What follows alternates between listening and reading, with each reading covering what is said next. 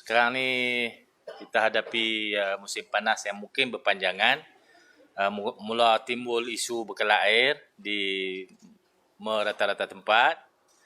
Sebenarnya kalau hujan turun macam biasa, taklah kritikal sangat. Walaupun ada setengah-setengah tempat tu memang berlaku penghantaran dengan lori. Saya dah tanggung kos penghantaran lori ni 7 juta. Untuk tahun 2023, 7 juta. Itu sebahagian daripada NRW. Kalau boleh, kita pun tak mau hantar pakai lori. Pasal ayak tu free. Tak ada masuk bil. Dan kita tanggung kos tu. Kita sedang usaha bersungguh-sungguh secara bersepadulah untuk menyelesaikan isu bekalan air. Berkaitan ini juga ada lawatan daripada Timbalan Menteri.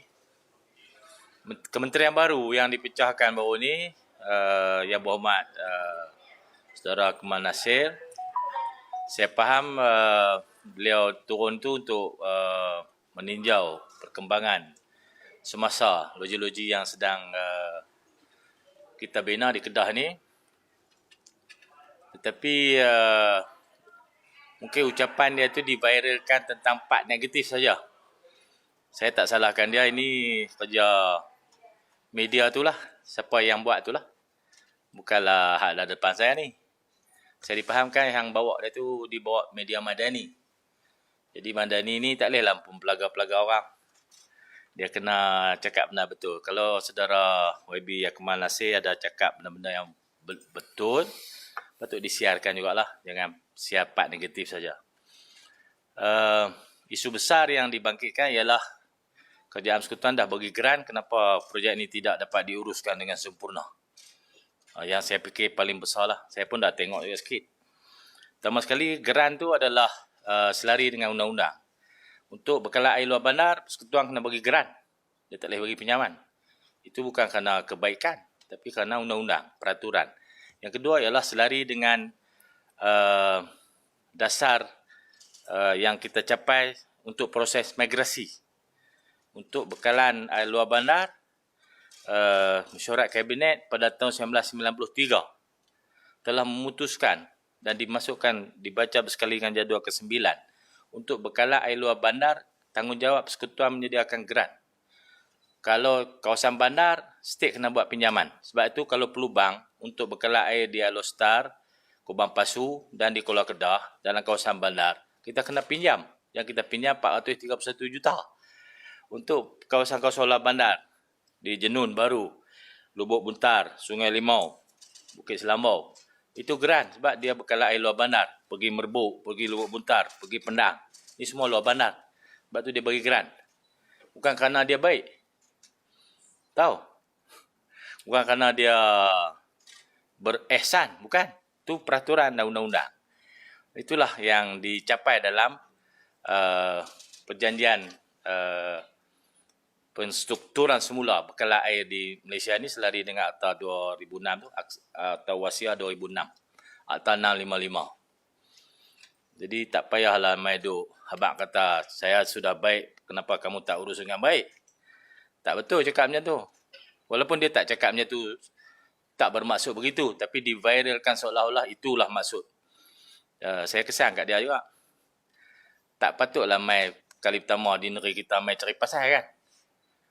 Cakaplah elok-elok. Benda-benda negatif kita cakap dalam mesyuarat, buat teguran, dalam meeting. Kalau tegur secara terbuka dan diviralkan secara negatif, dia akan memberi impak tanggapan orang kepada state ni lemah. Tak kerti nak ngurus, orang dah bagi duit, tak kerti nak atok projek. Saya rasa saya tak boleh biarkan begitu saja. Ini negeri yang saya diberi tanggungjawab untuk menjaganya. Kita ada penjelasan kepada semua ni dan saya fikir semua orang tahu bahawa selepas tender dibuka pada tahun 2020, tender itu dinilai oleh Jawatankuasa Tender. Selepas Jawatankuasa Tender peringkat negeri, tender itu dibawa ke peringkat persekutuan. Kali pertama, walaupun pinjaman ataupun grant, Jawatankuasa Tender yang meluluskan tender-tender ini di peringkat negeri mesti dapat konsen ataupun kebenaran di persekutuan untuk dibuat keputusan akhir. Maka kontraktor yang berjaya dalam tender-tender itu telah dipilih Bukan pilih lantikan terus, bukan. Dia dipilih melalui proses yang dikehendaki oleh kaedah perolehan yang digunakan pakai dalam negara kita. Dapatlah kontraktor tu. Bila tender dah dianugerahkan, berlaku peningkatan harga bahan binaan antara 40 hingga 70%. Jadi kos binaan LRA ni semua telah meningkat antara 40 hingga 70. Sedangkan tender diputuskan sebelum kenaikan harga. Saya rasa semua orang dah tahu. Tapi sengaja dibuat macam orang tak tahu. Saya rasa perkara inilah yang patut diperbetulkan. Bukanlah kerana kelemahan mana-mana syarikat yang dipilih, atau bukanlah kerana kelemahan kerajaan negeri tak boleh nak mantau projek, tapi berlaku kenaikan harga yang bukan dalam kawalan kerajaan negeri. 40 hingga 70 memang berat tau. Kontraktor mana pun boleh bungkus. Maka dibuat satu proses yang menyumbang kepada kelewatan. Kontraktor ni mohon VOP untuk menilai semula beberapa item dalam pembinaan ni, khususnya besi. Kerana besi meningkat 3 kali sampai 70% kenaikan harga besi. Maka dimohon VOP. Ada beberapa item diluluskan oleh JKR, tetapi berlaku lagi kenaikan. Selepas tu dipohon lagi VOP. Jadi inilah yang melambatkan. Itu semua di luar bidang kuasa negeri. Jadi Kerajaan Persekutuan kena pertimbanglah untuk semua kontrak. Bukan di Kedah saja, di negeri lain pun kelewatan-kelewatan yang berlaku akibat kenaikan harga barang, harga bahan binaan. Di Kedah, di Pahang, di Johor, di Kelantan, di Selangor, di mana-mana juga. Semua masalah itu berlaku, bukan di Kedah saja. Jadi saya harap pihak kementerian dapat membuat pertimbangan. Kalau tidak diberi VOP kepada item-item yang berlaku kenaikan ni, semua kontraktor akan menghadapi masalah. Tapi alhamdulillah kita dapat beberapa kontraktor yang sedang membina LRA di Kedah ni, khususnya di Pelubang. Lepas tu kita buat pinjaman. Walaupun pinjaman 431 juta, berlaku kenaikan sekitar 70%. Kira-kira 100 juta tau kenaikan harga. Tapi dia teruskan juga pembinaan atas kapasiti dia sendirilah, dengan usaha-usaha untuk membuat permohonan kelulusan baru tu diteruskan. Negeri menyokong kerana kita faham masalah yang mereka hadapi. Bukanlah saja kita menjadi lemah sehingga projek tidak dapat disiap ikut jadual. Tidak. Adalah sebab-sebab yang munasabah yang patut diberi pertimbangan. Itu tentang pembinaan LRA. Dan ada 2 LRA yang agak perlahan di Sungai Limau, saya fikir salah satunya yang menjadi bahan itulah. Kontraktor pun yang dipilih pun di samping dia memohon untuk dapat kos tambahan lah, geran yang diluluskan. Dan juga ada plan contingency bagaimana untuk memastikan projek itu dapat disiapkan. Ada banyak projek yang dibuat oleh kerajaan ni, kontraktor yang asal yang menang tender akhirnya tak dapat siap. Dilantik kontraktor penyelamat pun tak siap juga. Ada yang siap tapi tak ikut spek pasal kos rendah. Dan main lagi bumbung runtuh. Bukan sinilah kan, bukan sini, di tempat lain. Bumbung stadium runtuh. Ada tempat buat makmal komputer, bumbung runtuh. Pasal apa ni? Ni benda-benda yang tidak diberi perhatian. Kontraktor dah lemah. Harga barang meningkat, dia terpaksa buat penjimatan, tak ikut spek, akhir sekali keselamatan terabai. Kita tak mau berlaku macam tu. Kita nak LRA siap ikut spek yang ditentukan dengan harga yang dipertimbangkan semula akibat berlaku peningkatan kos bahan binaan. Itu saja penjelasan kepada isu LRA. Janganlah kata Kedah ni air sangat kritikal, semua negeri macam tu. Bila berlaku kemarau, akan berlaku shortage. Negeri semaju, negeri Selangor pun ada masalah air. Di Kedah ni saja yang kita hantar air pakai lori, ikut lorong by lorong, rumah ke rumah. Negeri lain tak buat, dia centralize, hampa main ambil situ. Kedah tak, saya kata pi sampai rumah. Jadi lori tu pi rumah berhenti, pi rumah berhenti, pi rumah berhenti. Special sikit lah. Semua negeri menghadapi masalah yang hampir sama dalam infrastruktur bekalan air. Jadi Kedah sedang berjalan ke arah yang betul lah untuk menyelesaikan isu ni. Jangan beri gambaran kata Kedah seorang je teruk. Ada negeri lain bil elektrik untuk buka pam ayak pun tak boleh bayar tau. Ada. Ada ramai beritahu saya kemarin. Hutang puluh-puluh juta. Bil elektrik untuk operasi LRA. Kita ada. Kita pay master yang paling baik sekali di Malaysia untuk bil elektrik bagi bekal air. Walaupun dia memakan sampai 180 juta bil elektrik saja. 60% daripada kos operasi bekal air ni ialah bil elektrik. Tapi kita bayar, tak pernah tinggal, tak pernah ada hutang. Itu baiknya kita menguruskan bekal air. Setakat yang kita ada lah. Untuk projek-projek baru ni, kita hadapi masalah yang sebutkan tadi. Kerajaan Persekutuan kena pertimbang semula lah. Pertimbangan untuk dapat BOP yang pertama setahun setengah. Mohon nak lulus dapat BOP yang pertama untuk 4 ke 3 item je tu setahun setengah. Jadi kontraktor nak jalan macam mana? Bukan dia tak tahu kenaikan harga, semua orang tahu. Tapi dah tak bertindak segera, jadi kontraktor perlahan kerana napas semput dah barang koi mahal. Jadi kalau cepat diluluskan permohonan tu, LRA akan pantas. Tapi sekarang pun tidaklah begitu jauh daripada jadual asal pembinaan. Dengan keadaan sebenar tidak begitu jauh. Saya adalah angka-angka tu, tak begitu jauh. Tapi kontraktor pulun juga dengan keupayaan mereka lah. Kalau tak siap, mereka blacklist pula. Busuk nama mereka. Nak bagi siap, mereka rugi. Tiap-tiap kontraktor tu boleh tahu dah rugi berapa. Jadi saya harap Kerajaan Persekutuan boleh buat pertimbangan tu lah. Yang keempat, tadi berapa dah Puan Roslina? 3 kan? No? Saya sebutlah tentang sedimen. Itu saya dah jawab kan? No? Ada orang yang buat isu kata kita terbang balak ikut suka sedimen melap di empangan muda sampai air jadi cetek. Empangan muda tu usia dah lebih dah 50 tahun. Semua takungan-takungan air di seluruh dunia akan ada sedimen. Termasuk air dalam kolah di rumah kita. Termasuk kolah masjid. Mesti ada sedimen.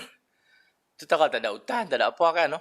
Jadi itu benda normal. Jadi buat isu kononnya kita terbang balak berleluasa, membalak ke haram, berlaku mendapan di empangan, itu semua tak betul.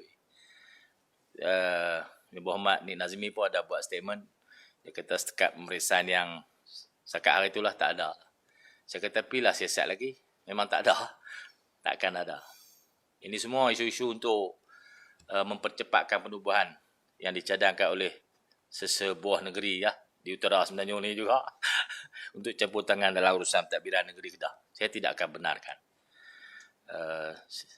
Empangan tu di bawah kendalian pihak MADA dan mereka pun dah sedar benda ni dah 10 tahun dulu. Bukan cakap NGO tu habaq, tak. Sejak saya jadi MB 4 tahun dulu pun perkara ni telah disebutkan. Malah dah ada plan bagaimana untuk mengatasi sedimen yang makin hari makin banyak di empangan muda dan di empangan pedu. Lepas ni empangan beris pula. Dia itu semula jadi, proses semula jadi. Semua benda yang berada di atas, dia akan bergolek turun ke bawah. Dia akan masuk ke tasik tu. Takkan dia duduk situ je. Ada aliran masuk. Saya harap tak payahlah main politik banyak sangat. Fokus kepada pentadbiran kerana negara kita ni pun sedang berlaku kejatuhan nilai ringgit, kenaikan harga barang, tekanan hidup makin tinggi. Jadi kalau kita fokus kepada politik berlebihan, tekan sana, tekan sini, tojoh orang tu, tojoh orang ni, kan? No? dakwa sana, dakwa sini, nak abang kata kita baik. Tapi negara tak berjalan. Itu tak bagus. Saya harap benda itu dapat diberi perhatian lah. Terima kasih. Kalau ada soalan, sila. Kalau tak ada, tak apa. Contoh Sri, yang LRA sekarang ni bila dah ada kelewatan kesan daripada kenaikan tu, so kelewatan tu akan menjejaskan tempoh berapa? Ya. Dia panggil EOT ya. Dia estimate of time tu dia akan terlajak lah. Kita kena terima lah keadaan tu. Selagi harga baru tidak dapat ditentukan selaras dengan kos yang sebenar, maka kontraktor akan makin hari makin perlahan. Mungkin terpaksa berhenti. Mungkin ada akan kontraktor penyelamat. Tapi untuk mempercepatkan ni kena tambahlah duit tu. Itu saja. Tambah duit cepat. Kalau grant tambahlah. Kalau loan saya pun kena mohon lagi lah. 431 mungkin tak cukup. Kontraktor yang dilantik BDB. BDB ada request certain amount yang besar lah. Saya kata 70% daripada kos asal. Untuk bahan binaan. Dia melibatkan puluh-puluh juta. Kita pun mohonlah pinjaman baru untuk biayai projek tu. Dalam tempoh tu mesti ada apa benda-benda yang kena align balik Datuk Sri untuk cater keperluan pengguna kan. So apa benda yang terpaksa di-align oleh Persada sekarang? Yalah, kita berjalan seperti biasa. Jalan macam lah ni tak ada lagi LRA tu. Dia akan berjalan macam lah ni juga. Ada kawasan-kawasan yang dihantar pakai lori akan terus berlori. Ada kawasan di hujung sistem. Tekanan makin rendah. Kita pasang booster pump. Kita ada buat satu di Taman Bandar Baru. Booster pump tu akan settle semua kawasan Bukit Bayu tu. Pakai booster pump tu. Tinggal lagi Merbuk saja. Merbuk kita dah tahu sejak puluh-puluh tahun bila kemarau, tupah kering, air gunung jerai tak turun, Merbuk akan ada masalah. Itu kita akan siphon daripada Pinang Tunggal 10 MLD. Mungkin kita akan tambah lagi. Kita tap kita punya pipeline tu dengan bekalan daripada Pinang Tunggal. Pun tak sampai hujung sistem. Hujung sistem kena hantar dengan lori. Teknikal penghantaran ni SADA dah faham dan mereka sedang menguruskan lah. Saya ucap terima kasih kepada kaki tangan SADA yang bekerja siang malam. Termasuklah kontraktor-kontraktor yang dilantik buat penghantaran pakai lori tu. Bekerja 24 jam, bos. Perit. Bukanlah mudah sangat. Tapi mudahlah menjerit. Menjerit lagi mudah. Menjerit, ya kan?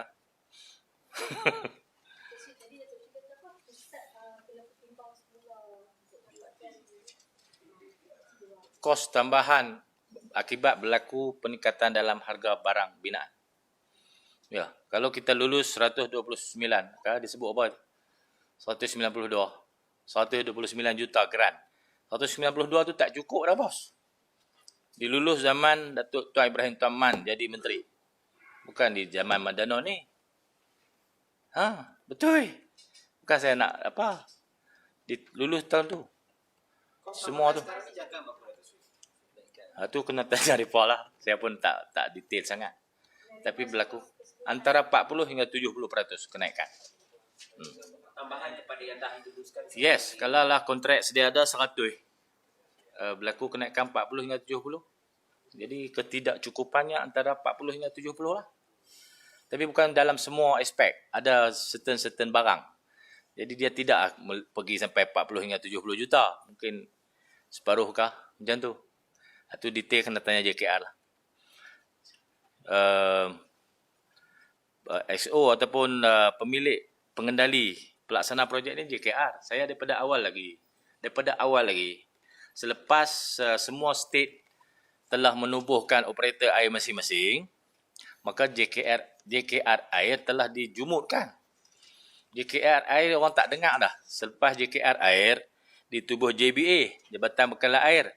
Tu pun JKR air sudah tak ambil orang dah. Bahagian teknikal layak. Semua pergi migrate ke JBA. Lepas JBA, pergi operator ayak. Khususnya di Kedah ni panggil SADA, di Terengganu panggil SATU, di Penang panggil PBA, di Perak Lembaga Air Perak, di Selangor panggil Syabas, di Johor panggil Air Johor. bila dah 3 peringkat dah berlaku migrasi JKR Air, PBA, SADA. Pegawai di JKR Air tu dah tak ada. Tapi projek LRA ni, masa tu kerajaan Pakatan Harapan, dia nak JKR juga laksana projek tu. Jadi JKR tak ada pakar. Ada seorang nama Encik Mani ke apa, pun nak pencen dah. Jadi kalau dia kena kepada JKR kutip balik staf-staf dia ni, bukan bahagian ayak, bahagian civil, untuk jadi in charge LRA ni semua. Sebenarnya pakar-pakar tu ada di operator.